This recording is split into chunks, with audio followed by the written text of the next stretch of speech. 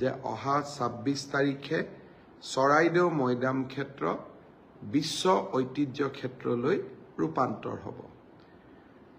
Nature কেটেগৰীক বাদ দি সাংস্কৃতিক কেটেগৰীত, cultural কেটেগৰীত এয়া অসম আৰু উত্তৰ পূৰ্বাঞ্চলৰ প্ৰথম ৱৰ্ল্ড হেৰিটেজ বিশ্ব ঐতিহ্য ক্ষেত্ৰ হ'বলৈ গৈ আছে।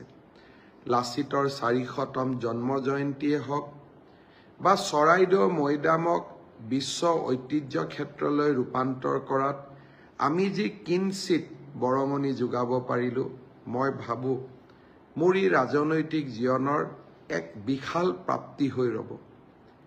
ৰাজনীতি এৰাৰ পিছতো যিকেইটা কথা লৈ যে মুখ্যমন্ত্ৰী হৈ থকাৰ সময়ত কোনখিনি ভাল কাম, কোনখিনি অসমৰ কাৰণে সেৱা আগবঢ়াব পাৰিলোঁ, তাক যেতিয়া চিন্তা কৰিম, লাচিতৰ ৪০০তম জন্ম জয়ন্তী, চৰাইদেউক বিশ্ব ঐতিহ্য ক্ষেত্ৰলৈ ৰূপান্তৰ আদি ঘটনাবিলাকে মোৰ মানস পটত সদায় ইতিবাচকভাৱে ক্ৰিয়া কৰি থাকিব।